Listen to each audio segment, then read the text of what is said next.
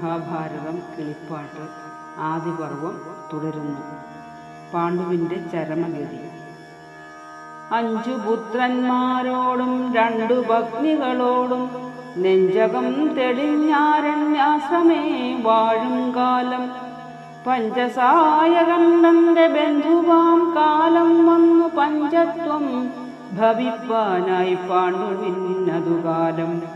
ഇന്ദ്രപുത്രനു 14 വത്സരം തികയുന്ന ജന്മക്ഷദിനമിന്നെന്നു നിരൂപിച്ചു വിപ്രഭോജനത്തിനു കോപ്പിട്ടു കുന്തിദേവി തത്പദാർത്ഥങ്ങളെല്ലാം സംഭരിച്ചൊരുക്കുമ്പോൾ പുഷ്പബാണനു സമനാകിയ നരപതി പുഷ്പിതലതാവൃക്ഷശോഭിത വനഭുവി ഭദ്രശീലാംഗിയായ നാരിമാർ കുലമണി മദ്രാധിപതി സുതയോടും വൈചിത്രവീരൻ സഞ്ചരിച്ചിതു വസന്താഭയം കണ്ടു കണ്ടു ചഞ്ചലമായി മനോധൈര്യവും വിധിബലാൽ മന്മഥശരമേറ്റു നിർമ്മലനായ പാണ്ഡു കർമാവസാനവശാൽ സമ്മോഹം പൂണ്ടമൂലം മാതൃയെ കണ്ടു മനം ആർദ്രമായി ചമകയാൽ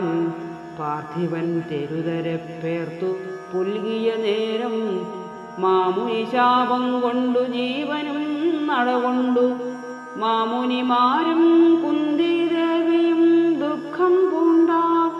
കാമിനിയായ മാതൃ കൂടവേ തീയിൽ ചാടി കാമനു സമനായ കാമുകനോടു ചേർന്നാൾ. മുന്നമേ ബാലന്മാർക്കു ഷോഡശക്രിയകൾക്കു ധന്യനാം വസുദേവൻ തന്നുട നിയോഗത്താൽ വന്നിരിക്കുന്ന ഗർഗൻ വൃഷ്ണികൾ പുരോഹിതനൊന്നൊഴിയാതെ വീണ്ടും കർമ്മങ്ങൾ ചെയ്യിച്ചതും ചിന്തയാ വെന്തു കുന്തിയും ബാലന്മാരും സന്താപത്തോടു വേണ്ടും കർമ്മങ്ങളൊക്കെ ചെയ്താൽ ബാലകന്മാരെയും അമ്മാതാവാം കുന്തിയെയും പാലിപ്പാനിനിയാരുമില്ലെന്നു നിരൂപിച്ചു താപസന്മാരും കൊണ്ടേ ഹസ്തിനപുരത്താക്കി താപവും കളഞ്ഞവരവിടെ വസിക്കുന്നാൾ. വേദവ്യാസനും ചെന്നു മേലിലെ വിശേഷങ്ങൾ ആദരവോടു സത്യവതി